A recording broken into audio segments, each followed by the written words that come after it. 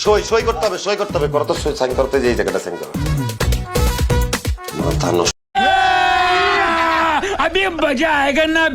হয়ে গেল পুরো একদম জীবনে। এই যে হয়ে গেছে, আলহামদুলিল্লাহ, আলহামদুলিল্লাহ। মামনি, তুই এখানে কি করছিস? মামনি, আমি একটু বিয়ে করতেছিলাম। কি বিয়ে?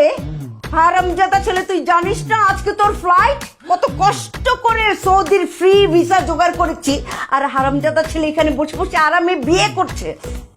আল্লাহ গো, তুমি আমাকে কেন বলো না আজকে তোমার ফ্লাইট? তুমি কেন এটা করছো? আপনার ছেলে একটা বারের জন্য বলে নাই ও বিদেশ যাচ্ছে? আমাকে কালকে রাতে বললো শাড়ি পরে বের হইতে, আমি শাড়ি পরে বের হইলাম, কাজী অফিসে নিয়ে এসে তুমি এরকম একটা কাজ আমার সাথে করতে পারলা? তোমাকে আমি কি বিশ্বাসটা করলাম? মামনি, বাসরটা করে নি, তারপর বিদেশ যাব। বলে কি হারামজাদার ছেলে? বলে কি তোর জন্য কি প্লেনটা বসে থাকবে? যে রনি তুমি আসো আসো, তোমার বাসর ঘর করো, তারপরে আমি যাবো। আই ধর তো, বাসনটা কি এখন? আমার কি হবে গো আল্লাহ? একদম চুপ।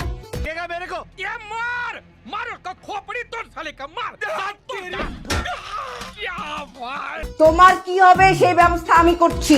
আই ধর, ওরে ওঠা, মাইক্রোতে ওঠা, মাইক্রোতে ওঠা। যাবার আগে দোহাই লাগে একবার ফিরাসা। আবার কবে আসবে তুমি, আমায় কথা দাও। বিদেশে গিয়া বন্ধু তুমি আমায় ভুইলো না, চিঠি দিও পত্র দিও, জানাইও ঠিকানা রে, জানাইও ঠিকানা। একদম চুপ। মানে আমি না নিজেই কনফিউজ হয়ে গেছি যে আমি কি কোনো সিনেমা দেখছি কিনা, কোনো সিনেমা শুটিং এসছি কিনা। মামনি জান, আই মেয়ে, তুমি আমার সাথে আসো, তুমি আমার সাথে আসো, তোমার ব্যবস্থা আমি করছি।